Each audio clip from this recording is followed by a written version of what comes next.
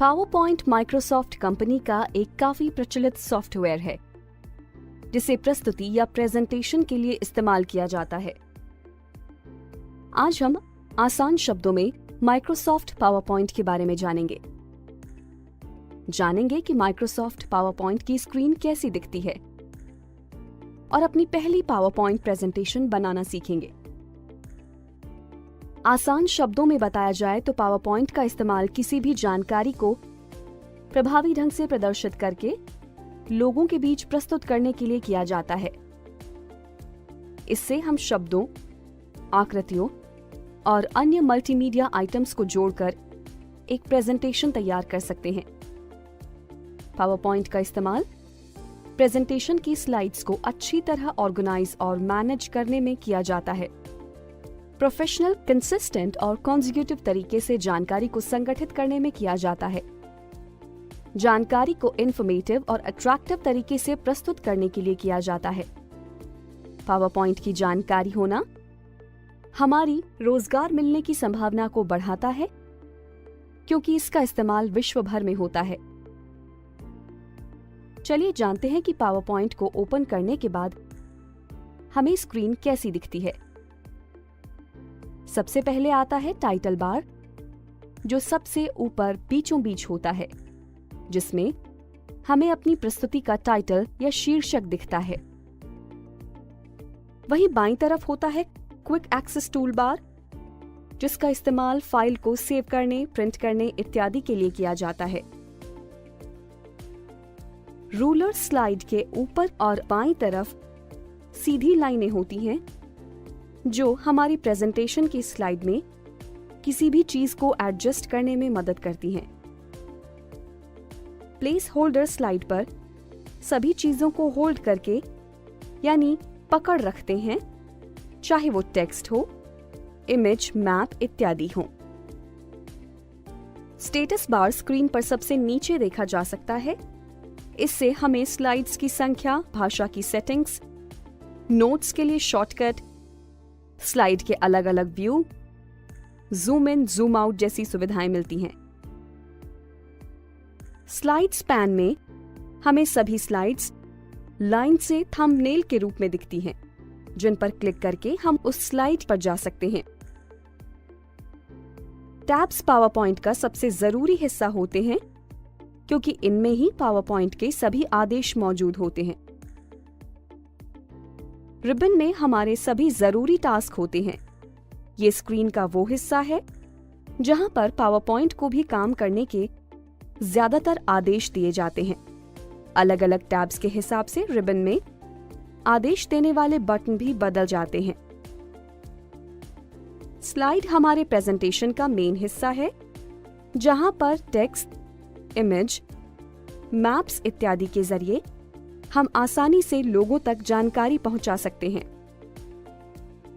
इसके अलावा सबसे ऊपर दाईं तरफ है मिनिमाइज बटन, जिससे पावरपॉइंट की स्क्रीन छोटी हो जाती है या बंद हो जाती है।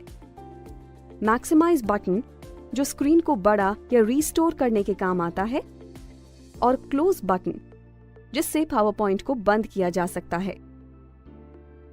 चलिए अब बात करते हैं पावरपॉइंट में नई स्लाइड कैसे बनाते हैं। नई स्लाइड बनाना बहुत ही आसान है। होम टैब के अंदर एक न्यू स्लाइड नाम का बटन है, बस उसे क्लिक करना है और हमारी नई स्लाइड आ जाएगी स्लाइड पैन में। उसी बटन के नीचे एरो पर अगर क्लिक करें तो हम अपनी नई स्लाइड का लेआउट भी अपने हिसाब से सेट कर सकते हैं। और अगर हम अपनी किसी भी स्लाइड का लेआउट बदलना चाहें तो स्लाइड को सिलेक्ट करके लेआउट के बटन को दबा के कर सकते हैं। स्लाइड लेआउट कई तरह के होते हैं, जैसे कि title slide, title and content slide, blank slide इत्यादि। हम अपनी जरूरत के हिसाब से अपना स्लाइड लेआउट सेट कर सकते हैं। उदाहरण के तौर पर किसी भी प्रेजेंटेशन की सबसे पहली स्लाइड टाइटल स्लाइड होती है और उसके बाद ज्यादातर slides title and content layout वाली होती है। इन सभी ऑप्शंस को चुनने का एक और तरीका है, किसी भी स्लाइड पर माउस से राइट क्लिक करें और उस स्लाइड के लिए अपना ऑप्शन चुनें। अब नई स्लाइड बनाने के बाद हम उसमें अपना कंटेंट भी डालेंगे। तो कंटेंट डालने के लिए जो भी प्लेस होल्डर्स हैं, उन पर क्लिक करके हम अपना कंटेंट टाइप कर सकते हैं। अगर हमें उसमें लिखे हुए कंटेंट को बदलना है तो पूरे टेक्स्ट को सिलेक्ट करके नया टेक्स्ट टाइप करें, या फिर पूरा टेक्स्ट सिलेक्ट करके अपने कीबोर्ड में बैकस्पेस बटन दबाकर या डिलीट बटन दबाकर नया टेक्स्ट टाइप करें। कई बार कंटेंट टाइप करते करते हम कई शब्दों की स्पेलिंग गलत कर देते हैं, जो प्रेजेंटेशन में प्रोफेशनलिज्म को कम करता है। लेकिन इससे निपटने के लिए हमें पावर पॉइंट में बहुत अच्छा ऑप्शन दिया गया है, जिसकी मदद से हम अपनी स्पेलिंग्स को सही कर सकते हैं। तो इस ऑप्शन को हम 2 तरीकों से इस्तेमाल करेंगे। पहला बहुत ही आसान है, हमें अपने कीबोर्ड में F7 को दबाना है, जो कीबोर्ड की सबसे ऊपर वाली पंक्ति में होता है। दूसरा तरीका है रिव्यू टैब पर जाकर रिबन में बाईं तरफ स्पेलिंग को दबाना। दोनों ही तरीकों से स्क्रीन पर दाईं तरफ एक बॉक्स खुलता है, जिसमें हर गलत स्पेलिंग को सही करने के लिए हर शब्द के कई ऑप्शंस मौजूद होते हैं, जिनमें से हम सही ऑप्शन सिलेक्ट कर सकते हैं। चलिए इसे थोड़ा विस्तार से समझते हैं। स्पेलिंग के बॉक्स में उस स्लाइड की सभी गलत स्पेलिंग्स को सही करने के ऑप्शंस एक एक करके आते हैं। उदाहरण के लिए, अगर पूरी स्लाइड में 3 शब्द गलत हैं, तो पहले एक शब्द के लिए सही ऑप्शन चुनें, उसके बाद दूसरे, फिर तीसरे शब्द के लिए। जैसा कि यहाँ देखा जा सकता है कि इस वक्त सबसे पहला गलत स्पेलिंग वाला शब्द हाईलाइटेड है। स्पेलिंग के लिए हमें पावर पॉइंट को क्या आदेश देना है, उसके लिए भी कुछ बटन उपलब्ध हैं, जैसे कि इग्नोर वंस दबाने से पावर पॉइंट उस स्पेलिंग को इग्नोर यानी नजरअंदाज कर देगा। ये हम तब दबाते हैं जब हमें लगता है कि शब्द की स्पेलिंग सही है और इसे नजरअंदाज किया जा सकता है। वहीं दूसरी तरफ होता है इग्नोर ऑल, जिससे पावर पॉइंट उस स्पेलिंग को पूरी प्रेजेंटेशन में सभी स्लाइड्स पर नजरअंदाज कर देता है। यह हम तब दबाते हैं जब हमें पूरी प्रेजेंटेशन में उस शब्द को नजरअंदाज करना होता है। फिर होता है ऐड, जिसको दबाकर हम उस शब्द को पावर पॉइंट की डिक्शनरी में ऐड कर सकते हैं, जिससे पावर पॉइंट उस स्पेलिंग को कभी गलत नहीं बताएगा।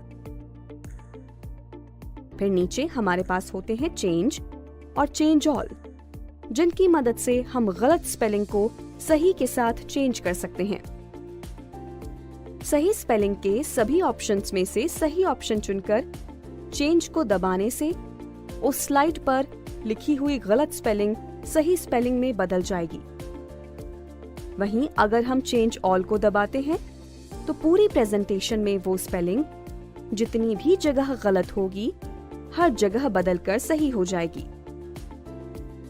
हमने कंटेंट की बात तो कर ली, लेकिन कंटेंट के अलावा प्रेजेंटेशन की डिजाइन और उसकी सुंदरता भी प्रेजेंटेशन का एक जरूरी हिस्सा है, जिसे नकारा नहीं जा सकता है। इससे हमारी प्रेजेंटेशन आकर्षक दिखती है। इसलिए पावर पॉइंट में हमारे पास एक अच्छा डिजाइन सेट करने के भी ऑप्शंस मौजूद हैं। स्लाइड का डिजाइन चेंज करने के लिए डिजाइन टैब पर जाएं। इस पर क्लिक करते ही रिबन में कई स्लाइड डिजाइन के ऑप्शंस आ जाएंगे, जिनमें से मनचाहा डिजाइन ऑप्शन चुनें। अगर हमें ये डिजाइन सभी स्लाइड्स पर अपनाना है तो उस डिजाइन पर राइट क्लिक करके अप्लाई टू ऑल स्लाइड्स पर क्लिक करें, और अगर कुछ चुनिंदा स्लाइड्स पर ही डिजाइन सेट करना है तो राइट क्लिक करके अप्लाई टू सिलेक्टेड स्लाइड पर क्लिक करें। पावर पॉइंट में हमें अपनी प्रेजेंटेशन को अलग अलग व्यू से देखने की सुविधा भी उपलब्ध है, जैसे कि normal view, slide sorter view, reading view और स्लाइड शो व्यू। ये चारों व्यू हमें नीचे स्टेटस बार में दिए होते हैं। आइए हर एक को विस्तार से जानते हैं। नॉर्मल व्यू हमारा मेन व्यू होता है जिसमें हम पावर पॉइंट का सारा काम करते हैं। यहाँ हमारे पास बाईं तरफ स्लाइड पैन होता है जिसमें स्लाइड्स के थंबनेल होते हैं। ऊपर की तरफ रिबन और टैब्स होते हैं। सबसे नीचे स्टेटस बार और नोट्स का सेक्शन होता है और बाकी बीच वाली जगह पर स्लाइड होती है जिसमें हम काम करते हैं।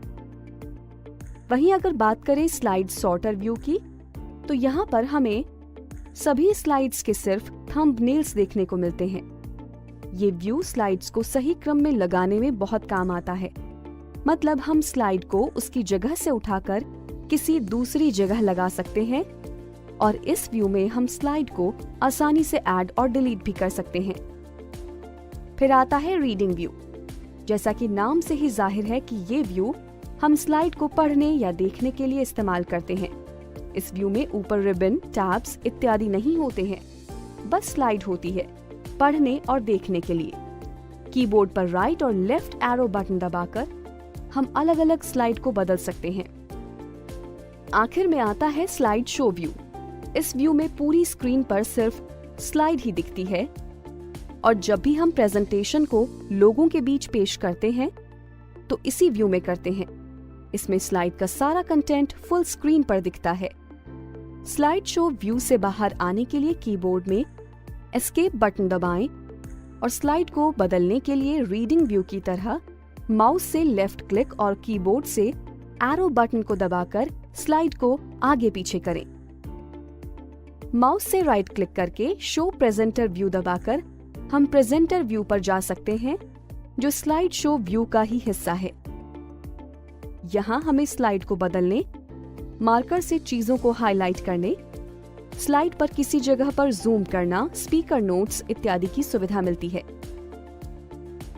आज के इस वीडियो में हमने सीखा कि पावर पॉइंट का इस्तेमाल किसी भी जानकारी को प्रभावी ढंग से प्रस्तुत करने के लिए किया जाता है। पावर पॉइंट की स्क्रीन पर टाइटल बार, क्विक एक्सेस बार, टैब्स, रिबन, स्लाइड पैन इत्यादि होते हैं। नई स्लाइड बनाने के लिए होम टैब में जाकर न्यू स्लाइड पर क्लिक करें। स्लाइड का लेआउट बदलने के लिए होम टैब में जाकर लेआउट पर क्लिक करें। हम प्लेस होल्डर को सिलेक्ट करके स्लाइड में अपना कंटेंट टाइप कर सकते हैं। कीबोर्ड स्पेलिंग बॉक्स खोलने के लिए रिव्यू टैब में स्पेलिंग बटन सेलेक्ट करें या फिर कीबोर्ड में F7 की दबाएं। डिजाइन टेम्पलेट चुनने के लिए डिजाइन टैब में जाकर डिजाइन को सिलेक्ट करें। पावर पॉइंट में 4 दृष्टिकोणों या व्यू होते हैं: normal view, slide sorter view, reading view और स्लाइड शो व्यू। तो ये थी कुछ बुनियादी जानकारी माइक्रोसॉफ्ट पावर पॉइंट के बारे में। अगले video MS power point advanced में हम जानेंगे स्लाइड शो, टाइटल स्लाइड के साथ कई अलग अलग विशेषताओं के बारे में। Thanks for watching. All the best. Keep learning.